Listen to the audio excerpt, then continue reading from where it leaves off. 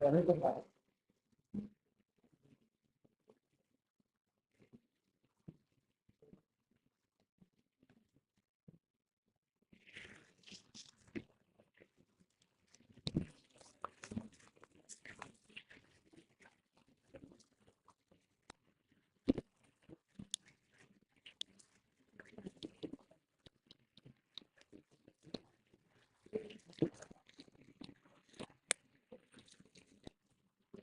itu salah.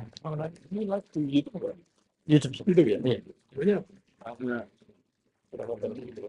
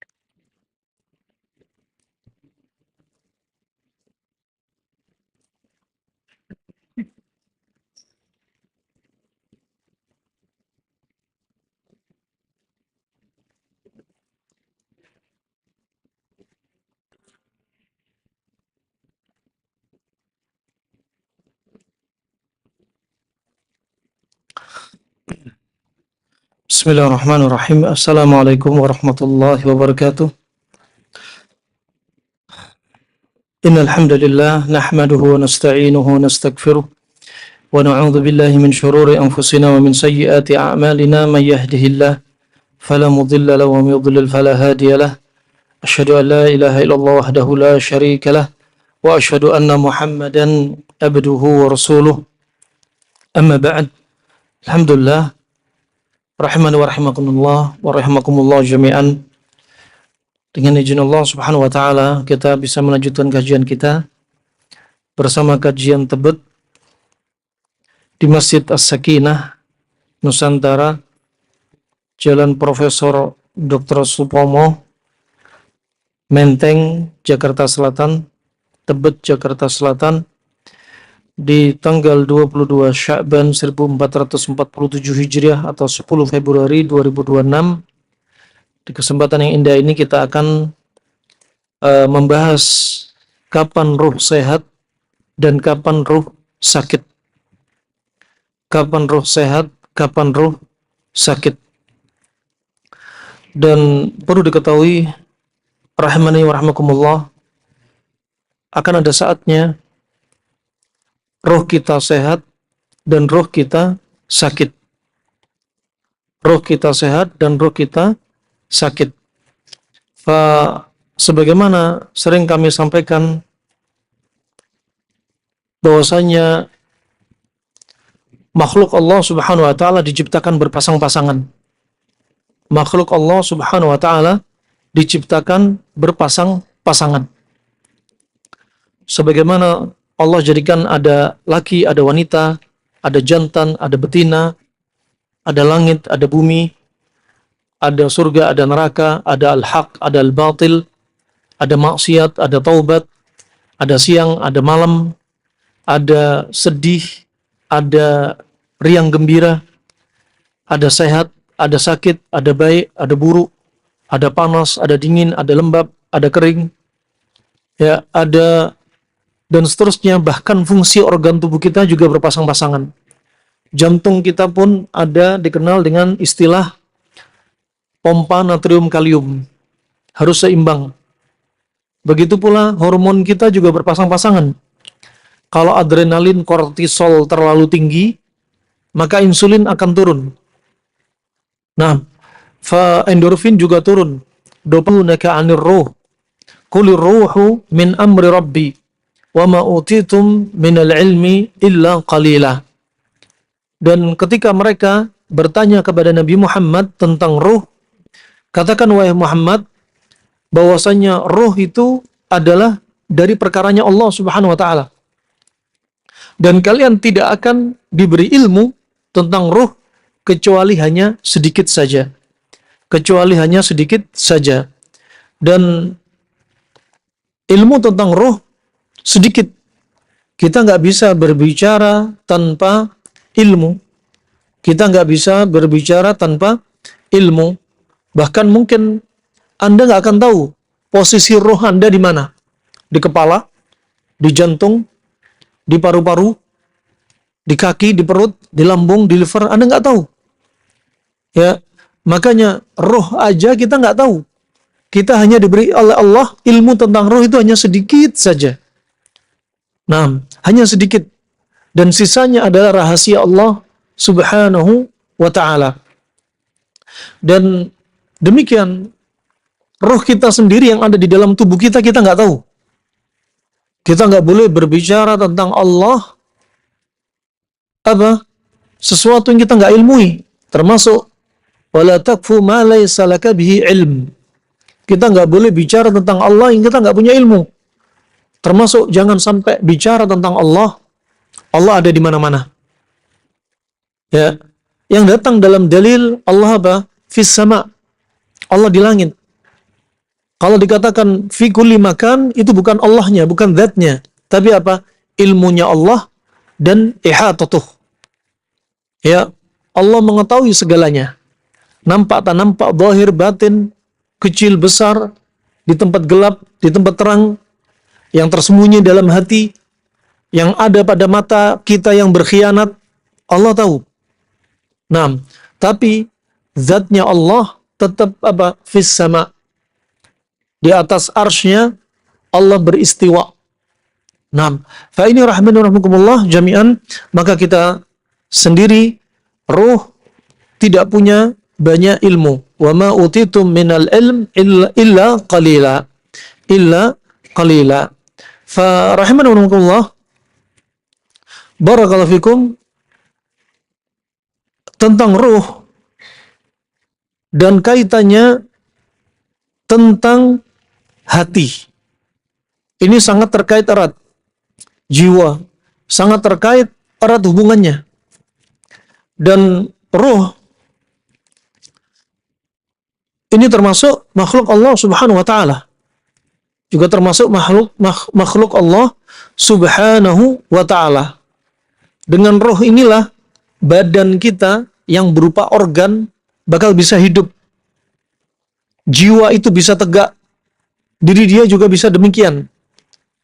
Allah Subhanahu wa taala ciptakan kita di dalam perut ibu kita dengan proses-prosesnya, dari pertemuan antara air mani laki, air mani perempuan, juga sampai terbentuk atau terjadi pembuahan, ovulasi, sigot, dan seterusnya. Bahkan di dalam jantung kita, ya, di dalam jantung kita, yang jantung kita ini aslinya untuk memompa darah, sudah diciptakan oleh Allah Subhanahu wa taala di usia 4 pekan kita dalam perut ibu kita sudah ada jantung. Kemudian beberapa pekan kemudian jantung itu mulai bisa memompa. Dia memompa tapi belum ada ruh. Belum ditiupkan ruh. Jantung hanya sebagai hanya sebagai yaitu alat pompa. Dan kemudian ketika ditiupkan ruh pada janin, ketika 120 hari ini, ditiupkanlah ruh. Ya, ditiupkanlah ruh. Sehingga saat itulah badan dia sudah bisa hidup, kemudian juga jiwa dia juga demikian.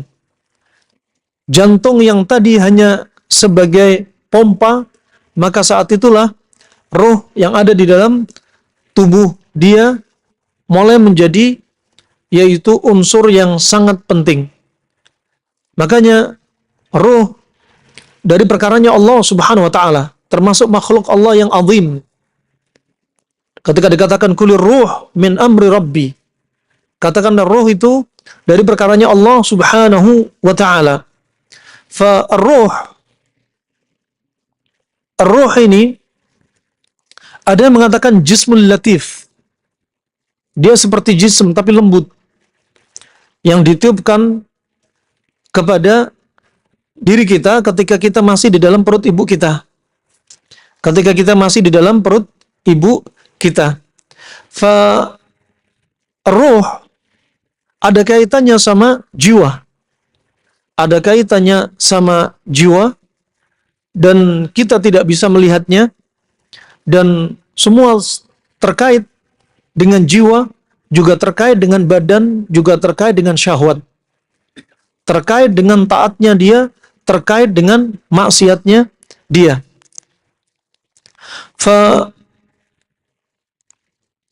rahimanahumullah jami'an, lafaz ruh di dalam Al-Qur'anul Karim, lafaz ruh di dalam Al-Qur'anul Karim terutama disebutkan dalam surat yang kita sebutkan, surat Al-Isra ayat 85. Ayat 85. Dan dalam ma'ajim al-lughah al-arabiyah, dalam kamus-kamus bahasa Arab, roh itu dikatakan bi'annaha aslun kabir. Bi'annaha aslun kabir mutarridun wa yadullu ala si'ati wa fushati wa atrad. Wa aslu dhalika kulhu ar-rih. Aslinya dia seperti ar-rih yang ditiupkan, yang lewat. Dengan roh ini mabihi hayatul anfus, jiwa jadi hidup. Jiwa jadi hidup wa yu'annis wa yudzakkar wa yu'annis wa yudzakkir.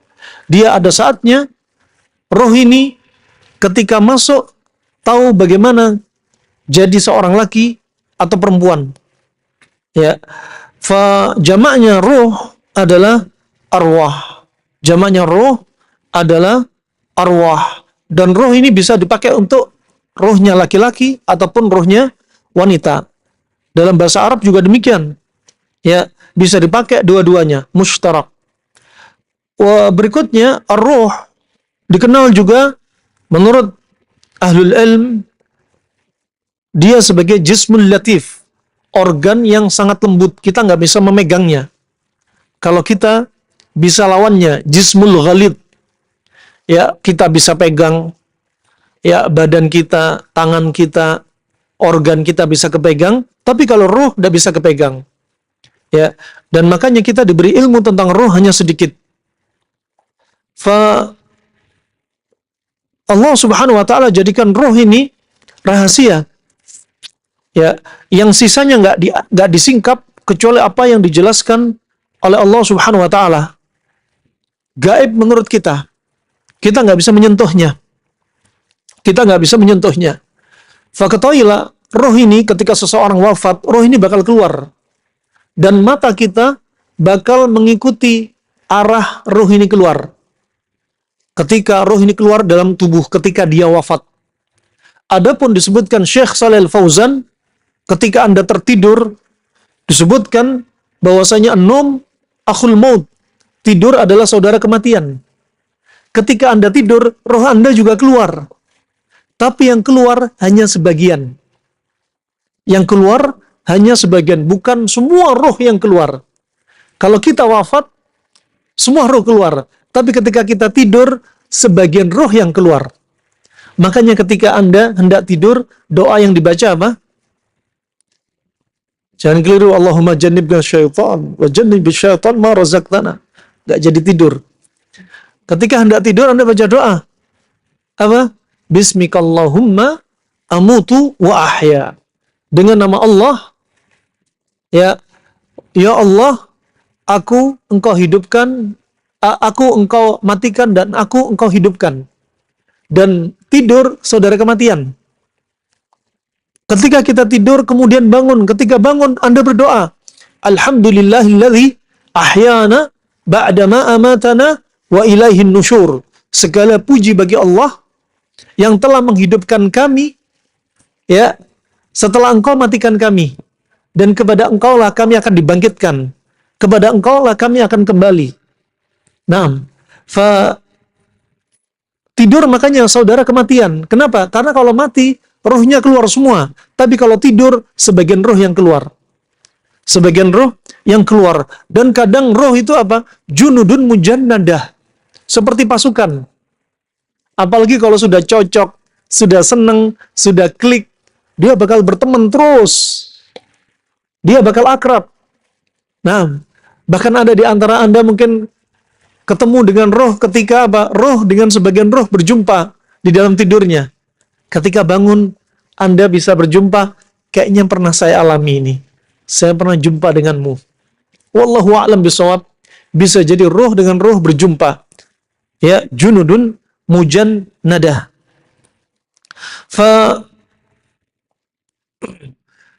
Roh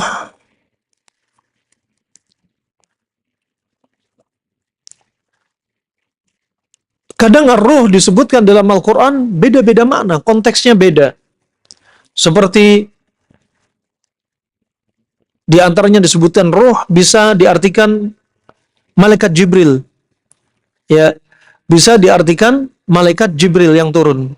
Ya, seperti contoh malam Lailatul Qadar. Ya, tergantung dari konteksnya, tergantung dari konteksnya. Wallahu a'lam bishawab. Kemudian rahmanakumullah, sebagaimana disebutkan la tudriku al-absar wa huwa yudriku al-absar wa huwa latiful khabir. Wa huwa latiful khabir. Nah, ini juga menunjukkan memang ruh nggak bisa kita sentuh, nggak bisa kita lihat, nggak bisa kita lihat. Berikutnya, kapan roh ini bakal sehat, kapan roh bakal sakit? Tentunya tak luput dari iman. Ya, tak luput dari iman. Ketika seseorang mendatangi ketaatan Allah Subhanahu wa taala, maka roh dia akan ikut sehat. Ya, roh akan ikut sehat. Ketika dia mendatangi maksiat, maka roh itu akan sakit. Sebagaimana pula hati. Hati ada saatnya sehat, hati ada saatnya sakit. Kapan hati sehat? Ketika dia mendatangi Allah Subhanahu wa taala, perintah yang diperintahkannya oleh Allah dan Rasulnya sallallahu alaihi wasallam.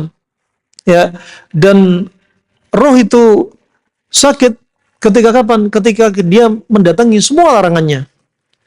Dan roh yang sakit ibarat yang menunjukkan kondisi roh itu sedang mengalami keputusasaan. Roh itu sedang mengalami iman yang drop. Roh itu sedang kosong dari nutrisi qala Allah wa qala Rasulullah sallallahu alaihi wasallam. Ya, demikianlah akan menimbulkan efek ketika roh itu dipenuhi dengan keputusasaan, misalkan putus asa dari kesembuhan dari penyakitnya, maka dia bakal sakit. Rohnya akan semakin sakit. Dan roh yang sakit akan mendampakkan apa? Al-a'rad al-jasadiyah. Akan mendampakkan apa? Efeknya kepada tubuh. Efek kepada tubuh.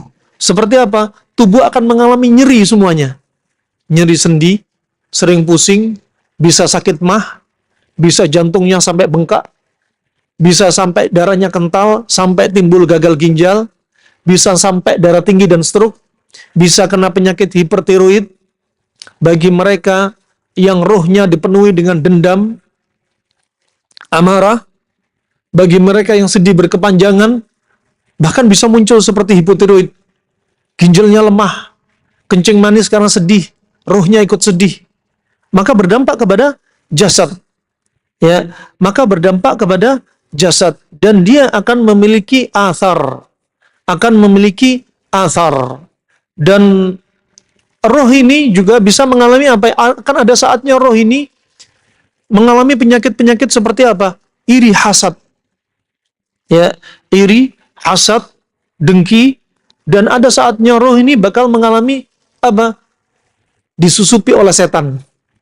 Dikalahkan oleh setan. Ketika apa? Banyak pintu maksiat yang dia datengin, kelalaian kepada Allah Subhanahu wa taala sering dia lakukan. Obat dari roh ketika sakit di antaranya dengan apa? Ruqyah syar'iyyah. Roh ketika sakit lakukan ruqyah syar'iyyah.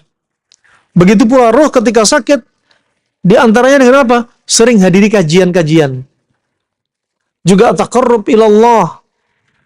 Paksa diri untuk sholat dengan khusyuk. Paksakan untuk terus baca Al-Quran, memahami artinya, dipaksa. Karena roh kalau sakit, dia akan timbul apa? Al-ya'as. Wal malal. Dia akan malas. Baca Al-Quran malas. Ya, sholat malam malas. Ketika sholat, idza qamu ila sholati qamu kusala. Seperti sholatnya munafik. Malas. Nah, maka ini harus dilawan semua dengan apa? Ketaatan Allah Subhanahu wa taala. Doa juga. Ya, doa. Di antaranya doa agar apa? Agar Anda nggak malas, agar Anda istiqamah, agar Anda ditutup dengan keadaan husnul khatimah. Dan rahimakumullah jami'an, ruh dan terkait dengan hati, Anda bisa baca dalam kitab-kitab, di antaranya Ighatsatul Lahfan, juga kitab uh, Risalatul Qulub dari Ibnu Qayyim rahimallahu taala, maka akan Anda dapati seperti seolah-olah Anda masuk, yaitu mendalami dari ilmu pembahasan tentang ruh. Ilmu pembahasan tentang ruh. Disebutkan dalam hadis Ibunda Aisyah radhiyallahu anha, anna Rasulullah sallallahu alaihi wasallam kana idza ishtaka qara'a ala nafsi bil mu'awwidhatain wa yanfuthu falamma ishtadda waja'ahu kuntu aqra'a alaihi bil mu'awwidhat wa amsahu biyadihi alaihi raja'an barakataha. Disebutkan di sini Rasulullah SAW dulu ketika berkeluh kesah, ada saatnya roh berkeluh kesah. Nabi juga berkeluh kesah. Ya, ketika Nabi SAW menjelang sakitnya, sampai dipegang oleh sahabat, demamnya sangat tinggi. Sampai dikatakan, ya Rasulullah, innaka tu'ak. Ya Rasulullah, engkau demam kamu tinggi sekali. Kemudian kata Nabi SAW, ajal, inni u'ak kama yu'aku rajulani minkum. Aku demam seperti demamnya kalian berdua, di antara kalian dari para sahabat. Menunjukkan apa? Asyaddun nasi bala'an al-anbiya, thummal amthal fal amthal. Orang yang paling berat cobaannya itu para nabi, kemudian setelahnya dan setelahnya. Demikian roh akan terasa sakit. Nah, dan itu cobaan Nabi SAW, bahkan ketika hendak wafatnya, menjelang wafatnya, beliau mengeluhkan sakitnya. Kemudian beliau membacakan untuk dirinya al-mu'awwidhat, al-mu'awwidhatain. Al-mu'awwidhatain yang dimaksudkan adalah al-falaq dan an-nas. Tetapi kata Al-Hafidz Ibnu Hajar, kalau disebutkan al-mu'awwidhatain, seringnya diikuti dengan surat Al-Ikhlas juga. Dan kemudian apa? Wa yanfuth. Kemudian apa? Seperti meludah ringan atau meniupkan. Ya. Falamma ishtadda waja'ahu, ketika sakitnya sakit banget sampai Nabi betul-betul pusing, demam banget. Kemudian akulah yang membacakan untuknya dengan mu'awwidzat. Ibunda Aisyah yang membacakannya. Kemudian aku basuh sakitnya dengan tangan beliau. Berharap apa? Karena keberkahan ini Allah khususkan kepada Nabi SAW melalui tangannya. Nggak pakai tangan Ibunda Aisyah, tapi tangannya Rasulullah Sallallahu Alaihi Wasallam. Ketahuilah, ruh juga bakal merasa sakit. Ruh bakal juga merasa sakit. Kemudian rahmanakumullah, roh ini tempatnya di tubuh kita. Ya, tempatnya berada di tubuh kita, dan Syekh Shalih Al-Fauzan mengatakan kita nggak tahu pasnya di mana lokasi ruh kita. Karena apa? Karena wa yas'alunaka 'anir ruh, qulir ruh min amri rabbi. Ya, karena apa? Ruh dari Allah Subhanahu wa taala. Nah, dan ini perkara gaib, kita cukup mengimani ruh tapi tidak bisa menjazm di mana lokasi ruh tersebut. Barakallahu fikum rahimakumullah. Kaitan yang sangat erat juga dengan hati kita. Dengan hati kita. Dan ketahuilah, di dalam tubuh manusia, di dalam tubuh kita, organ yang paling mulia di dalam tubuh ini bukanlah kepala, bukanlah otak. Tapi organ yang paling mulia adalah hati. Sebagaimana disebutkan dalam kitab Mukhtasar Minhajul Qasidin, dialah di hati ini tempatnya apa? Tempatnya ilmu. Kita mengenal Allah Subhanahu wa taala. Disitulah tempat kita menjadikan hati ini sebagai amalan qalbiyah, tempat kita beramal qalbiyah seperti ikhlas. Lawan dari ikhlas syirik juga terjadi di hati. Ya, juga sabar, lawan dari sabar amarah di hati. Tawakal, lawan dari tawakal Ya, tawakul itu juga ada di hati. Nah, sedih, riang gembira juga di hati. Benci, suka ada di hati.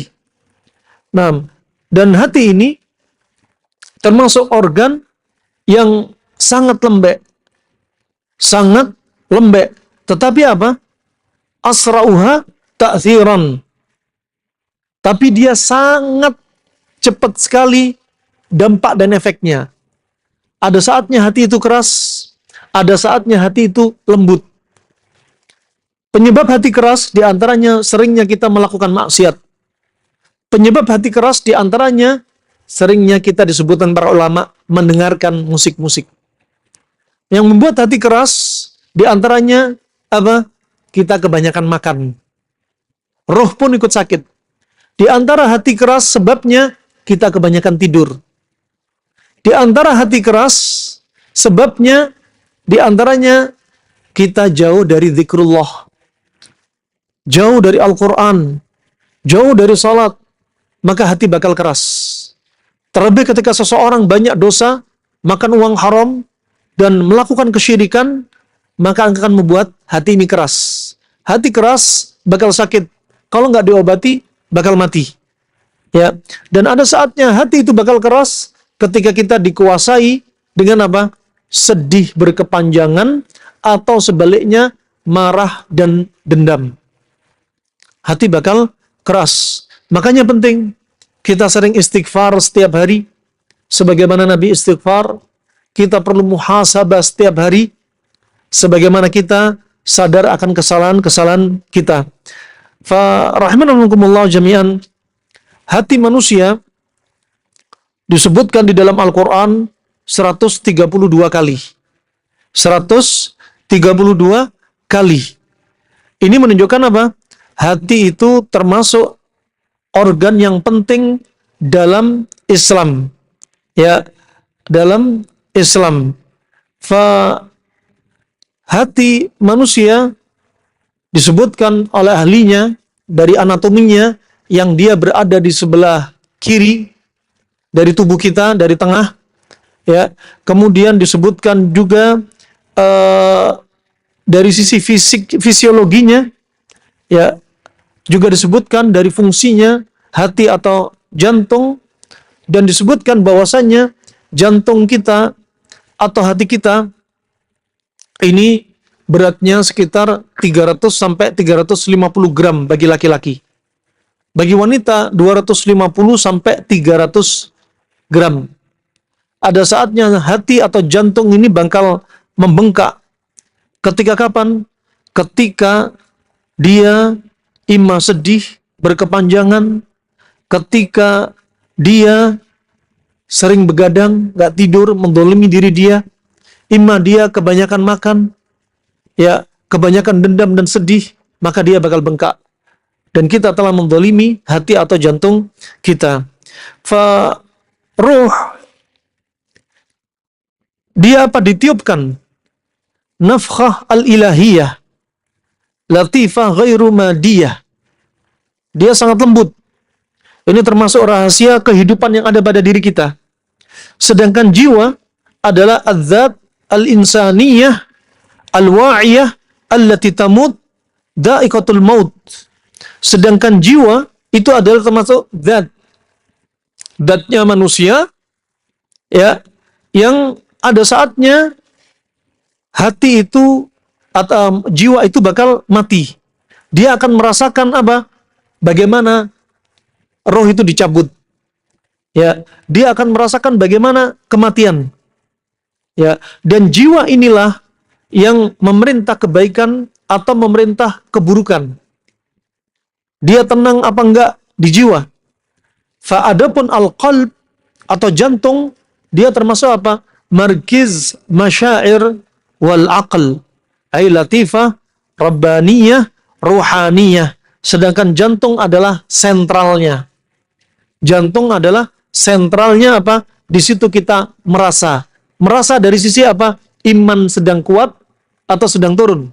Dari sisi iman. Sedang banyak dosa, apalagi taat. Dan ini tersembunyi. dalam hati kita. Yang tahu hanya siapa? Kita dengan Allah Subhanahu wa taala. Nah, bakal nampak iman kuat ketika dia jadi orang yang sabar, banyak mendatangi perintahnya. Bakal nampak iman lemah juga, di antaranya dia gampang marah. Ada masyair. Masyair apa? Dari iman atau perasaan. Dari iman, dari sisi apa? Ketika imannya kuat, dia banyak mendatangi perintah Allah. Dari sisi perasaan, lihat, dia lebih arah dendam apa sedih. Dan ini semua jiwa, hati, roh akan berdampak kepada badan. Ingat, jantung atau hati ini itu markisnya, sentralnya. Ya, sentral sebagai kontrolnya ada di hati. Oleh karena itu Allah Subhanahu wa taala menyebutkan tentang hati yang diartikan jantung ya sekitar 132 kali disebutkan di dalam Al-Qur'an. Di dalam Al-Qur'an. Al-khulasah antara ruh, jiwa dan hati ya, kadang jiwa tutlaqu wa yuradu biha ar-ruh. Jiwa itu kadang dimutlakkan dengan ruh juga. Lakin ar-ruh hiya aslul hayah. Tapi roh itu apa? Asalnya kehidupan. Ketika apa? Ditiupkan masing-masing ruh itu di dalam perut ibu kita. Di dalam perut ibu kita. Dan jiwa dia akan merasakan kematian karena dia datul insan. Adapun hati ada sentralnya. Ya. Ini kita bahas apa?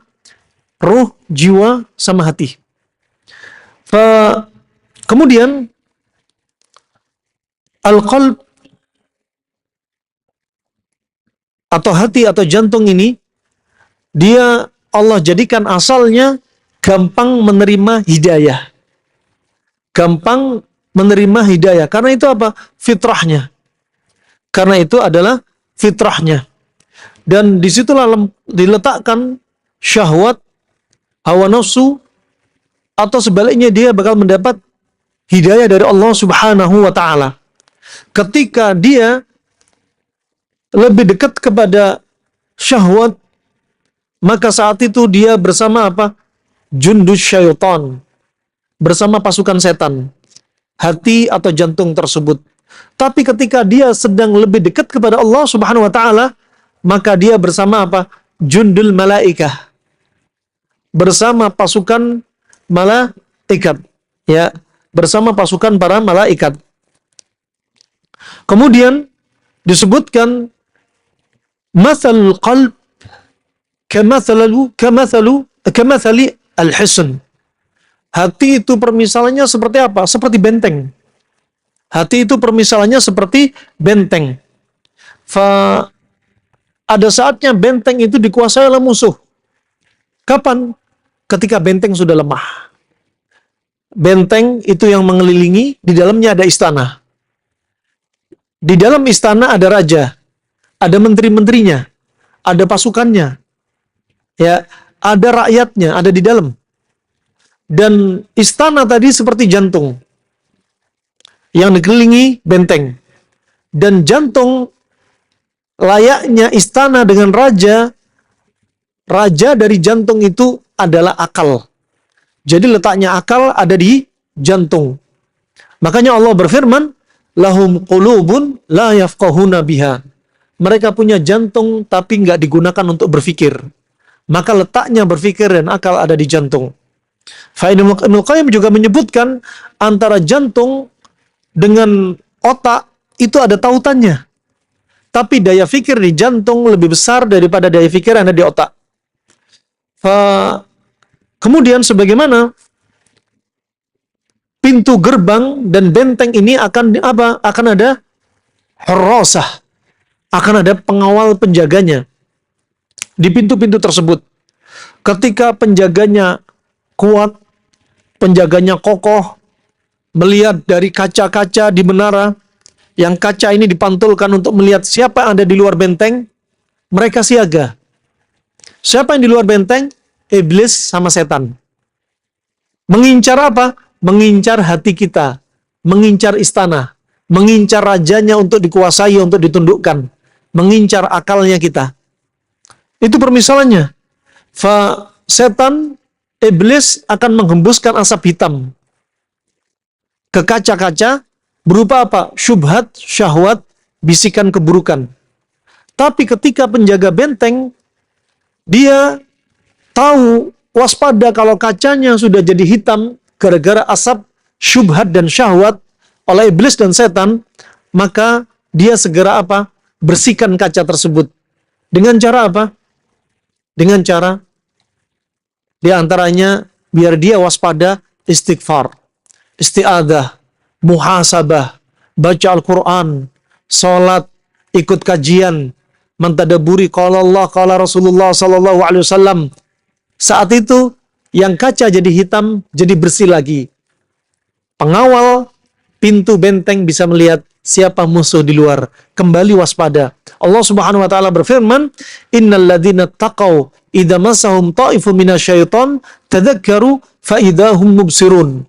Orang-orang yang bertakwa kalau diserang gerombolan setan, mereka ingat lagi kesalahannya, mengingat Allah Subhanahu wa taala dan ingat dosanya, akhirnya apa? Mereka akan kembali istiqomah. Demikian layaknya benteng ini. Layaknya benteng yang ada di jantung kita. Kemudian disebutkan oleh muallif rahimallahu taala bahwasannya benteng ini bakal kebuka lebar. Penjaga benteng bakal lalai lengah, pintu bakal mulai kebuka. Mulai kapan? Ketika hati ini dipenuhi hasad. Ketika hati ini dipenuhi dengan dengki. Ketika hati ini sudah mulai dibutakan dengan perbuatan dosa dan maksiat. Ketika mulai dia dikuasai oleh al-ghadab. Kata Ibnu Katsir, serangan setan berupa apa? Al-ghadab, wal-gham, wal-hazan. Termasuk apa serangan setan? Amarah. Serangan setan, sedih. Kalau Anda sedih berlebihan, Anda marah berlebihan, Anda bakal muncul penyakit. Saat itulah benteng Anda lemah.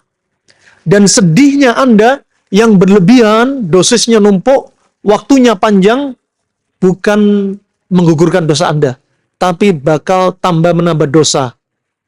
Kenapa? Karena Anda nggak ridha dengan qadha dan qadar dari apa yang Anda alami, hanya membawa sedih, sedih menimbulkan penyakit. Allah Subhanahu wa taala telah berfirman, "Innaman najwa minasyaitani liyahzuna alladzina amanu. Wa laysa bidhahrihim syai'an illa biidznillah." Setan yang membuat Anda sedih. Orang-orang yang beriman diserang dengan sedih. Nah, ketika sedih Anda sakit. Ketika Anda bilang, "Saya sudah rilis kesedihan saya, Tat." Tadi di perjalanan ada 2 kaum wanita yang konsultasi, ya, kena benjolan di dalam tubuhnya, kena penyakit muncul semua di dalam tubuhnya, rahimnya, payudaranya benjol, timbul tumor dan kanker, ujung-ujungnya apa? Kesedihan berkepanjangan. Sedih yang dia alami dari yang ada pada suaminya, yang ada pada anaknya. Kesedihan dia menimbulkan penyakit. Dia bilang, "Saya sudah ridha dengan qadha dan qadar." Tat, kata dia, "Bu, al-ibrah bil haqiqah wa laysat bi kathratil musammayat." Yang bisa diambil dari pelajaran adalah kalau Anda bisa merilis, penyakit bakal hilang.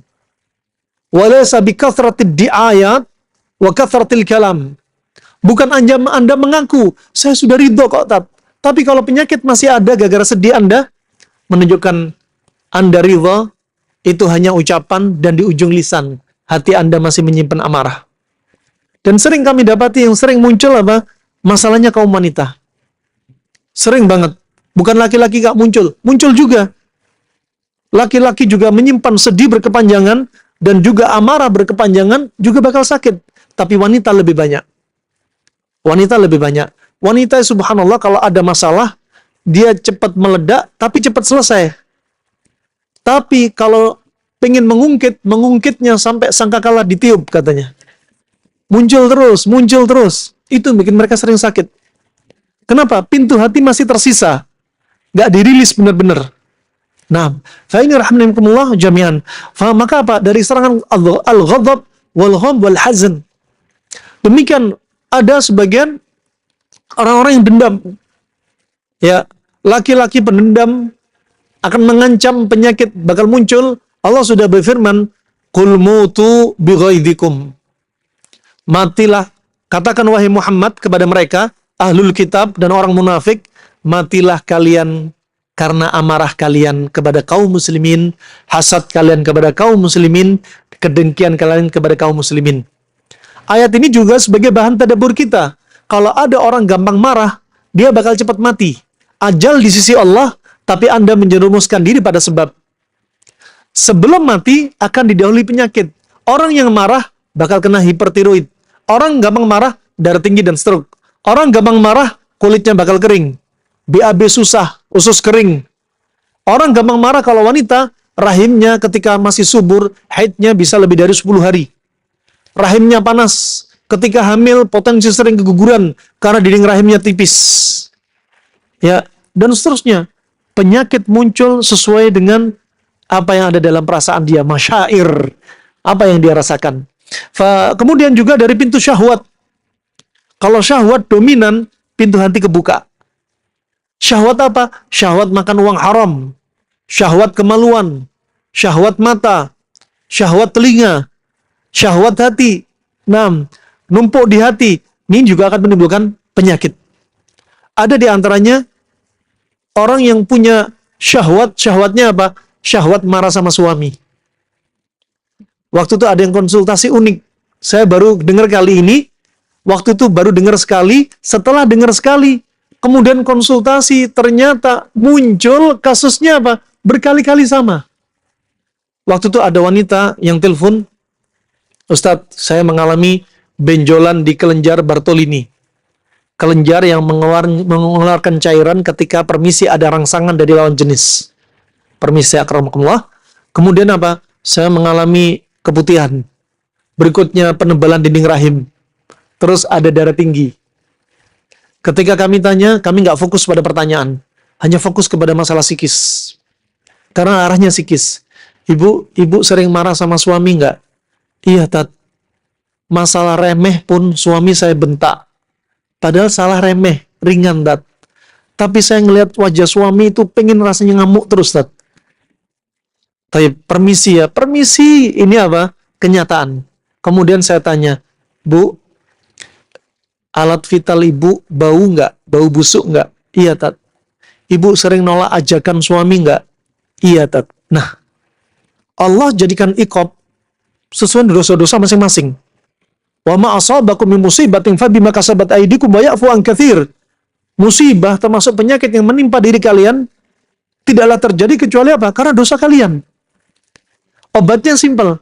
Ibu sekarang minta maaf sama suami. Iya, Tat, saya sering minta maaf sama suami. Nah, pertama itu. Ini contoh. Nah, bukan hanya kasusnya sama suami. Kadang tadi saya dapati si ibu sakit karena anak tiri. Anak tirinya bandel banget. Si anak tirinya suka lapor sama ibu kandungnya bahwasanya mama tirinya jahat, padahal enggak. Nah, ini ada aja cobaan. Kadang ada cobaan dari mertua. Ada yang wanita kena kanker, kena tumor. Setelah kami tanya, punya dendam enggak? Iya, Tat. Sama siapa? Nenek. Kenapa nenek? Nenek dulu ketika saya masih kecil, saya sering diomelin, sering dipukul, dimarahin. Terus, ya saya jengkel sampai sekarang, Tat. Jadi muncul benjolan terus. Jengkelnya ketika sudah dewasa. Diingetin sama setan. Pintu gerbang kebuka. Nenek sekarang di mana? Udah meninggal, Tat. Nenek meninggal, masih dendam. Kadang ada dendam, wanita dendam sama orang tua. Dia muncul penyakit, tidak kunjung sembuh. Ternyata ujung-ujungnya, dia katakan, orang tua dulu pilih kasih sama si adik. Orang tua kemana, Bu? Sudah wafat, Tat. Jadi kadang ini perlu kita kupas. Ya, karena masalah hati, roh kalau sakit, jasad bakal sakit. Jiwa pun bakal sakit. Ini rahmatullah, maka amarah akan menutup akal. Yang meledak-ledak dari amarah ini akan menutup akal, membuat hati mati dan pintu gerbang untuk masuknya syaitan semakin besar, sehingga apa? Setan mempermainkan diri manusia yang sudah marah dan sedih. Dipermainkan sama setan. Yang sedih dibikin apa? Dibikin was-was. Yang sedih dibikin apa? Dia menarik diri. Orang yang sedih dibikin setan bakal gampang baperan. Orang yang sedih bakal dibisikin oleh setan gampang pengen bunuh diri. Orang yang sedih dibikin oleh syaitan, penyakit yang muncul juga sifatnya dingin, menunjukkan efek dari sedih. Itu ajaibnya. Jadi setan nyerang dari pintu mana? Pintu yang organ Anda paling lemah di mana diserang. Ketika rahimnya yang lemah, rahim yang diserang. Ya, makanya segala wujud pelanggaran syariat akan menimbulkan penyakit pada diri kita. Allah berfirman, "Wa may ya'shu an dzikrir rahmani nuqayyid lahu syaitanan fa huwa lahu qarin." Barang siapa berpaling dari zikrul rahman, an dzikrul rahman. Dzikrul rahman ada yang menafsirkan, mentakwilkan, yaitu berpaling dari Al-Quran, berpaling dari zikrullah. Ada yang mentakwilkan berpaling dari syariat yang ada di dalam Al-Quran dalam Islam. Syariat apapun yang Anda langgar, hati-hati. Karena itu pintu gerbang bakal kebuka. Setan bakal masuk. Apa kata Allah Subhanahu wa taala? Nuqayyid lahu syaitanan fahuwa lahu qarin. Kami akan jadikan setan menyerang dia. Anda kalau diserang setan dengan apa? Gara-gara melanggar syariat, setan menyerang diri Anda. Dimunculin penyakit. Dimunculin masalah psikis, dendam, sedih, iri, hasad, dengki dan seterusnya. Ya, dimunculin penyakit. Akhirnya apa? Fahuwa lahu qarin. Dan setan bakal jadi teman dia. Anda lihat, kalau Anda marah, kemudian Anda gampang meledak, Anda gampang dendam, setan jadi teman Anda. Lihat, efeknya apa yang menemani diri Anda, menunjukkan setan jadi teman Anda. Salat malam tidak kuat bangun. Mau sholat, sering kentut. Ketika sholat, selalu dipalingkan dari khusyuk. Ketika sholat, pengen geraknya apa? Gerak terus, belum sendi pada tempatnya, dia pengen terus pindah. Nggak tumak ninah. Tumak ninah pada gerakan, khusyuk pada hati. Nah, begitu pula Anda ketika baca Al-Quran dibikin berat. Fa'idha qara'tal Qur'ana fasta'id billah. Kalau Anda mau baca Al-Quran, maka bacalah isti'adzah terlebih dahulu. Kenapa? Setan nggak suka Anda baca Al-Quran. Dibikin kentut. Dibikin baca Al-Quran, matanya ngeblur. Baca Al-Quran, sendawa, nguap, ngantuk. Baca Al-Quran, dibuat pengen BAK, BAB. Baca Al-Quran, Anda dibisikin untuk cepat makan, minum, ngemil. Baca Al-Quran, Anda dibisikin untuk cepat lihat HP. Jangan pikir ini bukan makar setan.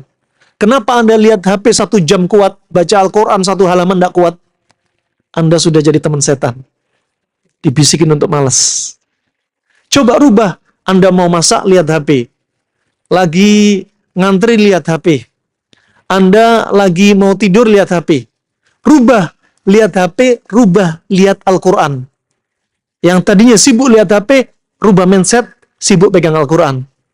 Apalagi Al-Quran dibaca dengan artinya, itu betul-betul apa? Jadi obat kita. Berapa banyak rumah tangga rusak dimulai dengan apa? Rumah tangga itu nggak pernah baca Al-Quran.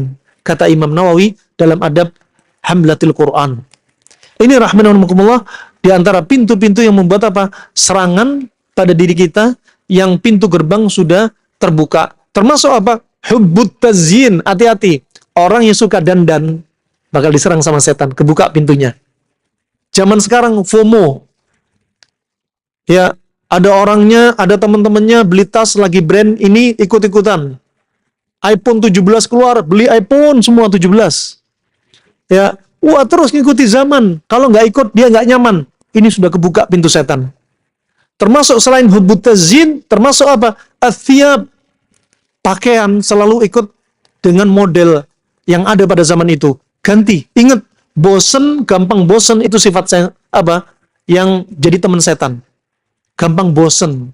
Mobil bosen, tukar tambah lagi. Terus pakaian cepat bosen. Kalau Anda infakkan, Anda ganti pakaian layak pakai, silahkan, tak mengapa. Tapi kalau bosen jadi penyakit, ini termasuk apa? Buka pintu setan. Termasuk apa? Al-athath. Rumah dimodif, diganti-ganti, direnov ganti-ganti. Perabotannya, ini juga pintu setan. Termasuk apa? Pemborosan Anda, pintu masuknya setan.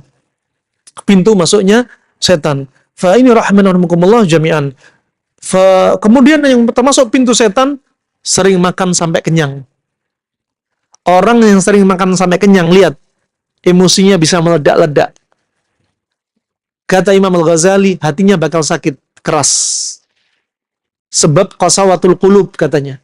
Kemudian gara-gara makan banyak sampai kenyang, kata Ibnu Qayyim, akan menyebabkan organ tubuh gampang terjatuh maksiat, berat untuk mendatangi ketaatan Allah Subhanahu wa ta'ala. Termasuk pintu terbukanya pintu setan, hati-hati, tama' finnas. Ya, tama' finnas. Ini juga termasuk apa? Pintu setan, seperti fanatik. Cintanya berlebihan kepada seseorang. Ini juga termasuk pintu setan. Dari mana masuk pintu setan? Sehingga dia lebih cinta kepada manusia dibanding cintanya dia kepada Nabi dan kepada Allah Subhanahu wa ta'ala. Ya. La yu'minu ahadukum hatta akuna ahabba ilaih min walidihi wa waladihi wa nasi ajma'in.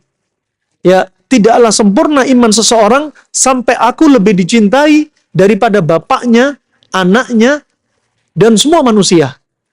Nah, makanya bapak-bapak kalau punya istri jangan bucin-bucin banget. Ya, ibu-ibu cinta sama suami jangan berlebihan bucinnya. Namanya hulu berlebihan, gak terpuji. Ya, gak terpuji itu juga termasuk apa? Pintu setan. Cinta sekedarnya. Yang jelas cinta kita kepada manusia, anak, suami, bapak, ibu, mertua, siapapun dia, teman, jangan sampai melebihi cinta kita kepada Allah dan Rasulullah Sallallahu Alaihi Wasallam. Termasuk berikutnya terbukanya pintu gerbang hati ini ketika kapan? Ketika kita terlalu terburu-buru. Wa adamu tathabbut, sering suudzon dan nggak ada tabayun. Ini pintu masuknya setan juga. Sering sekali kami dapati suami istri sering tengkar. Ujung-ujungnya apa? Si istri sering suudzon. Suami nggak pulang-pulang kemana, sampai HP-nya suami di-track. Ke arah mana, transfer ke siapa saja. Ini pintu setan. Si suami juga demikian. Maunya si istri itu kebaikan untuk suami. Mas, di mana mas? Posisi sudah di mana? Sampai mana? Udah makan apa belum? Padahal niatnya baik, perhatian. Si suami jawabnya apa? Pengen tahu urusan suami aja. Jadi nggak bebas hidup. Nah, bisikan setan. Nah, makanya apa? Kedepankan husnudzon. Jangan terburu-buru memutuskan sesuatu. Nah, ini rahmanakumullah jami'an barakallahu fikum yang bisa saya sampaikan. Makanya hati yang sering terbolak-balik ini, sebagaimana sahabat bertanya kepada Ummu Salamah, doa apa yang paling sering dibaca Nabi SAW, maka Ummu Salamah mengatakan, yaitu doa, Ya muqallibal qulub, tsabbit qulubana ala dinik, wa ya musarrifal qulub, sarrif qulubana ila ta'atik.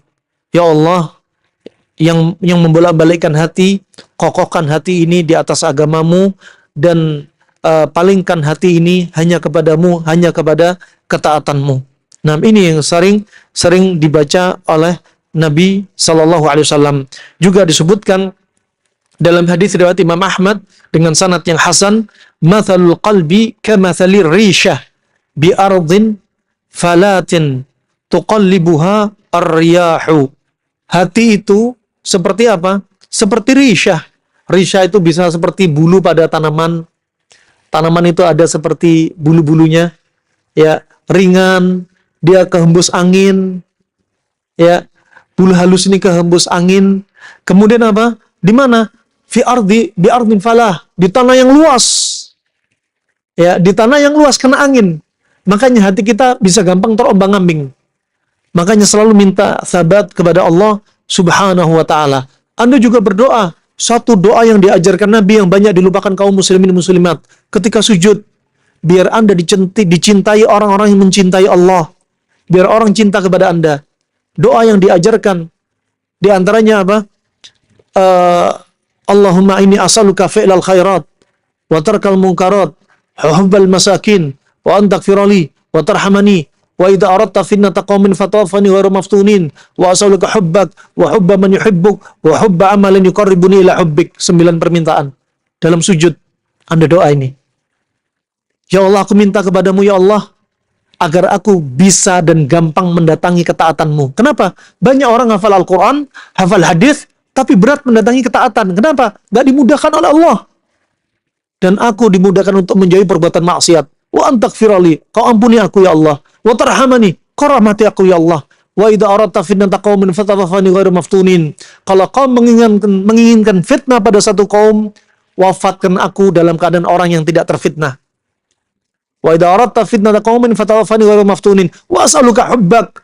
Aku mengharapkan kecintaanmu kepadaku ya Allah. Wa hubba man yuhibbuk, dan kecintaan orang-orang yang cinta kepadamu untuk cinta kepadaku ya Allah. Wa hubba amalin yuqarribuni ila hubbik, dan mudahkan aku mencintai amalan yang bisa mendekatkan diriku kepada kecintaanmu ya Allah. Ini hafalin. Ya, ini sebagai penutup ya kajian kita. Sisa waktu untuk tanya jawab. Barakallahu fikum. Silahkan.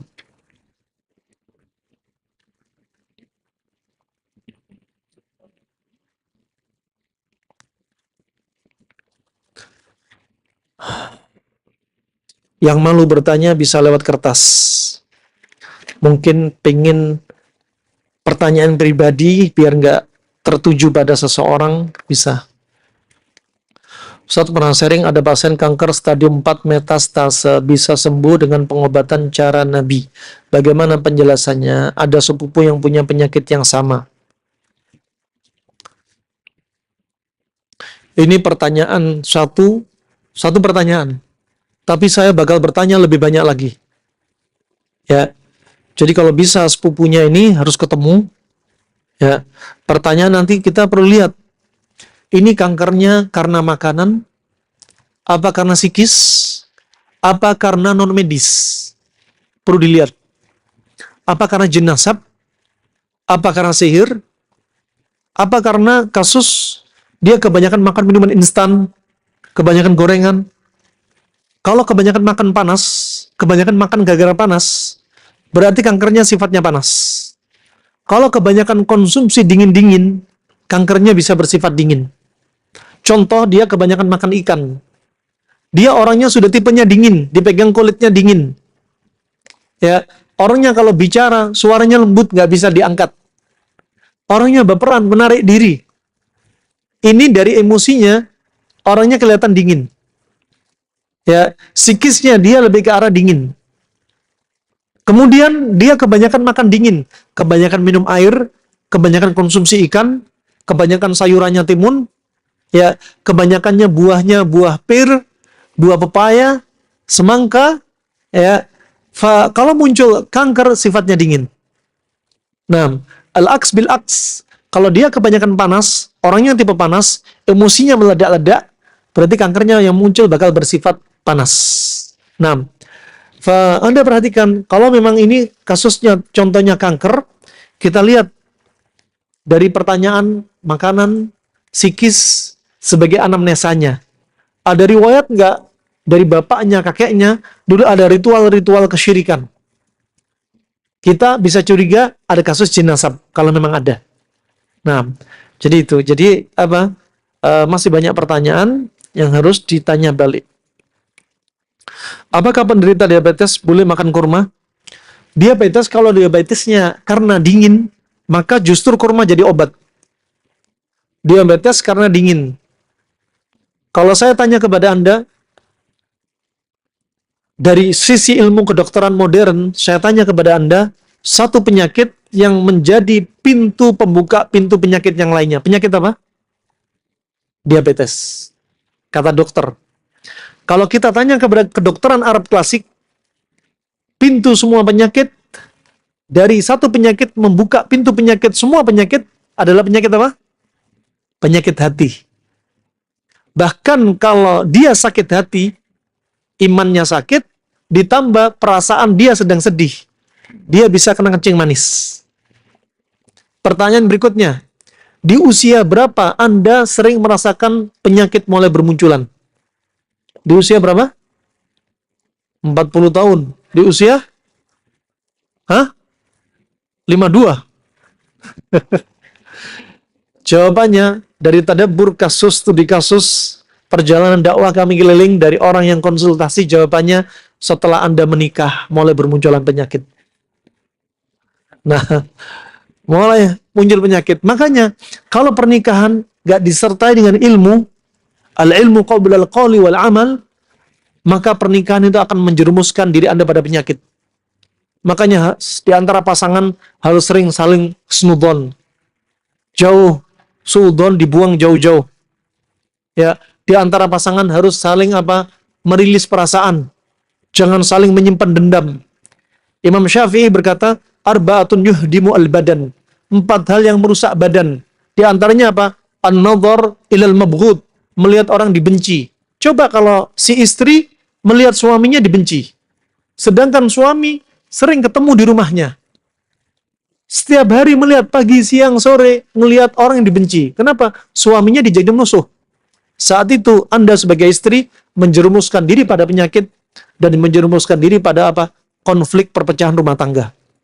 Harusnya apa? Rilis perasaan. Kalau memang suami sudah gak benar, suami sudah zina, saya dapati, suami selingkuh, zina sampai 20 kali. Kata si wanita ini. Dan dia cerita, terakhir yang dia zinai tetangganya sendiri.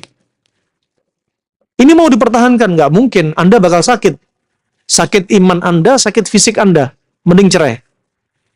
Suami zina sekali aja, kalau suami bertobat, Anda silakan lanjutkan pernikahan Anda demi maslahat anak-anak. Tapi kalau suami nggak tobat, Anda nggak perlu kasih maaf. Wa jaza'u sayyatin sayyatun mithluha faman afa wa aslaha fa ajru 'ala Allah. Orang kalau berbuat kejelekan dibalas kejelekan. Kalau dia mampu memperbaiki dirinya, berazam, bertobat, silakan Anda kasih maaf. Kalau dia mengulang-ulang terus, mending cerai. Allah jadikan syariat cerai sebagai rahmat dari Allah Subhanahu wa taala. Anda nggak bisa berjalan. Tapi kalau Anda mendapati suami nikah lagi, Anda minta cerai, ini dosa. Suami nikah istri yang sah. Anda dendam, Anda nyimpen amarah, saat itu penyakit yang muncul yang sering kami dapati, bahkan istrinya ustadz, doktor.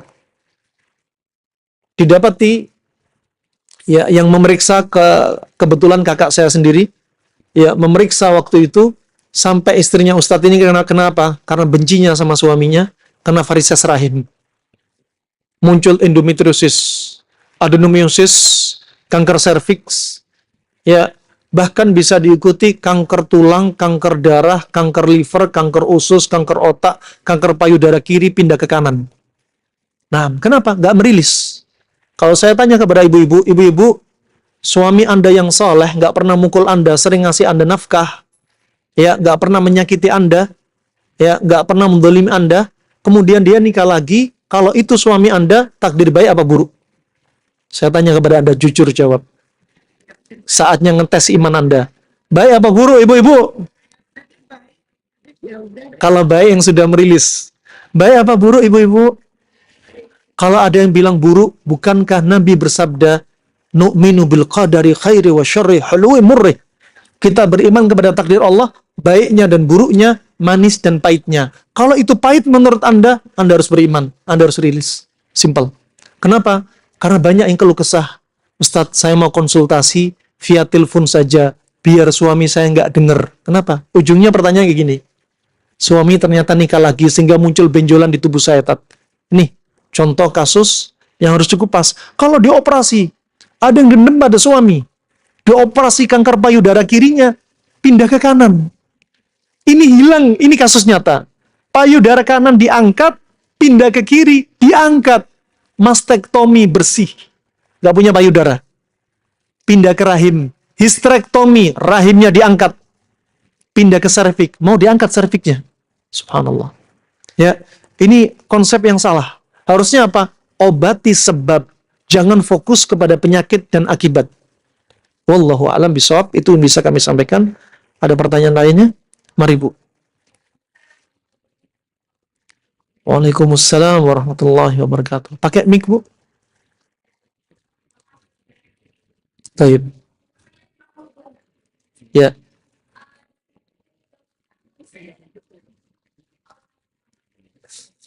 Punten saya nggak dengar suaranya menggema kayaknya.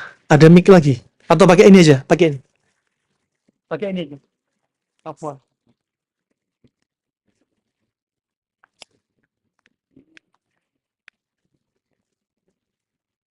Ya maaf Pak Ustadz, saya di umur 30 tahun itu sempat ujub, ya saya ngerasa sombong dengan penyakit. Di saat saya berpikir kalau orang penyakitnya kolesterol kan nanti kena jantung, mati gitu. Saya sih mendingan nggak apa-apa kalau asam urat saya tinggi mah nggak masalah. Itu di umur 30 Pak Ustadz. Sekarang di 20 tahun lebih ini, saya punya asam urat tidak pernah turun, selalu di 10 dan 11. Jadi dengkul saya sakit, pinggang saya sakit, semuanya sakit. Akhlak apa yang salah satu yang saya lakukan selain ujub? Yang kedua, saya udah berusaha untuk tidak makan yang purin, apapun bentuknya. Saya lebih banyak minum pun air putih gitu, atau ya ramuan herbal gitu. Tapi kok sampai detik ini, sampai tadi pagi masih 10,9 Pak Ustadz, sudah 20 tahun. Saya tidak minum allopurinol karena saya takut. Jadi tidak ada obat-obatan yang saya minum kecuali ya saya tidak makan makanan yang saya anggap itu purin tinggi gitu. Nah sekarang yang saya mau tanya, apa yang harus saya lakukan Pak Ustadz? Walaupun saya sudah bilang ya Allah aku tobat dengan ucapan aku gitu. Tapi kok masih 10,9, dan aku puntur pun sudah saya lakukan, segala macam sudah saya lakukan. Saya mohon bantuan pencerahannya Pak Ustadz. Terima kasih. Assalamualaikum warahmatullahi wabarakatuh. Terima kasih ya.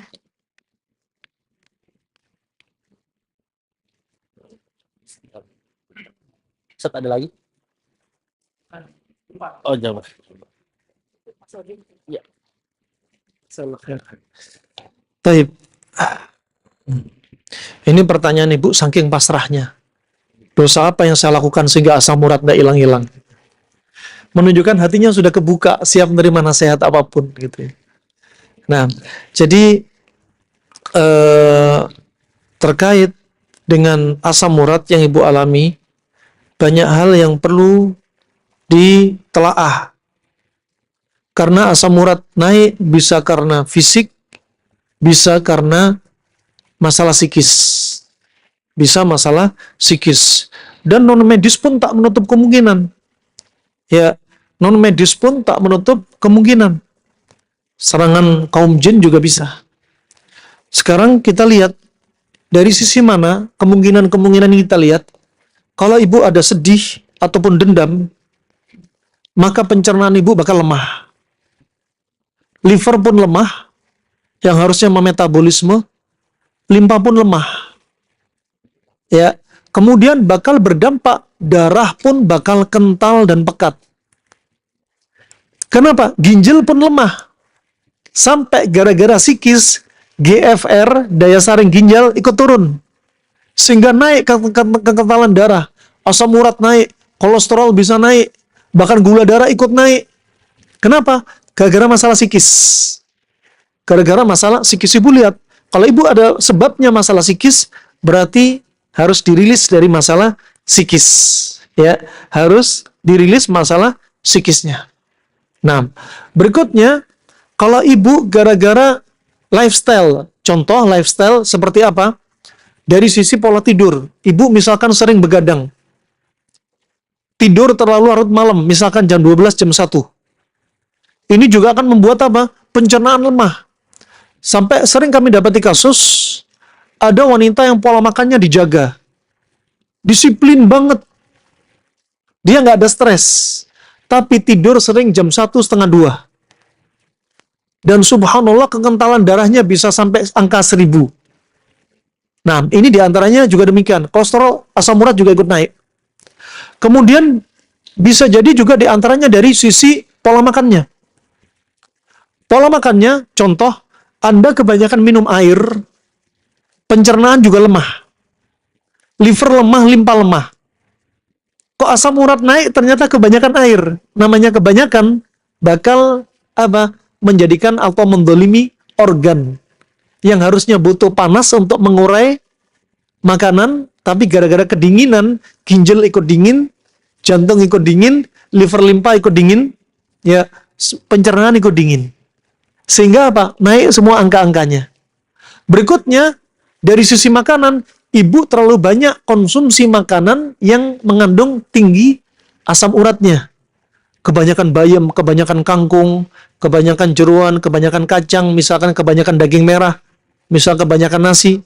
Kalau ibu enggak dari sebab ini, berarti cari sebab yang lain. Pasti ada ketimpangan yang enggak seimbang. Kalau ternyata ibu sakit seperti ini, diiringi dengan mimpi buruk. Nah, ada kemungkinan ibu ada masalah non medis. Nah, kalau ternyata ibu sakit, tidak kunjung sembuh, ya kemudian ibu rasakan, permisi ya, misal ibu misalkan ada kasus sesuatu yang haram untuk dimakan, kalau imma kasban. Zat, contoh, makan binatang buas kan nggak boleh, contoh saja. Ini hanya penyebab aja. Yang jelas ibu enggak. Kemudian sebab misalkan makan uang riba. Ini makanan yang dibeli nggak haram, tapi secara kasab usaha dari uang riba. Ini juga bikin penyakit. Ya, ada juga di antaranya unsur kesyirikan. Misalkan ada sebagian wanita pakai susu. Ya, juga kadang menimbulkan penyakit. Penyakit yang dimunculkan beraneka ragam. Di mana dari sela dia paling lemah ditimbulkan oleh syaitan penyakit yang paling lemah organnya. Sekali lagi kembali kepada ibu, dari yang dipaparin tadi, lihat sebabnya, yang dominan ibu yang mana. Maka hakikat obat yang terbaik, kata Al-Harith bin Kaldah, adalah menjauhi pantangan, menghilangkan sebab. Itu obat yang terbaik. Wallahu a'lam bissawab. Sudah cukup sepertinya, karena sudah jam hampir 11.30. Ya, sebagaimana batas kajian terakhir kita dan persiapan untuk sholat zuhur. Itu saja yang bisa saya sampaikan. Semoga Allah bersihkan hati kita, semoga Allah sehatkan hati kita, dijauhkan dari serangan syaitan. Semoga kita dijadikan orang-orang yang sabar, orang yang dijauhkan dari kesedihan yang berkepanjangan, dan semoga Allah lindungi kita dari segala wujud penyakit, medisnya, non-medisnya, kita ataupun keluarga kita, dan semoga Allah wafatkan kita dalam keadaan husnul khatimah. Amin ya rabbal alamin. Wabillahi taufiq wal hidayah. Subhanakallahumma bihamdik, asyhadu an la ilaha illa anta, astaghfiruka wa atubu ilaik. Wassalamualaikum warahmatullahi wabarakatuh.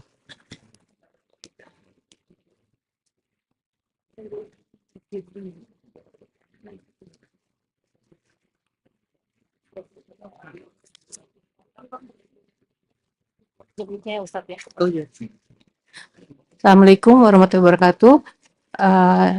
Jazakumullah khairan atas kehadirannya semua jamaah di Masjid As-Sakinah Nusantara. Mohon maaf jika ada kekurangan, ada yang kurang-kurangnya, mohon dimaafkan lahir dan batin. Dan sebagai info, insya Allah Selasa pekan depan di tanggal 14 Februari kita ada kajian lagi di sini. Di jam yang sama dengan Ustadz Sidki Zimah Kamal. Beliau keponakannya Ustadz Subhan Bawazir. Insya Allah kalau umat ada waktu hadir ya. Pas tanggal merah itu. Ya, kita kajian terakhir dan Ramadan kita tawakuf dulu ya. Kita stop. Insya Allah mulai lagi di April. Tetap di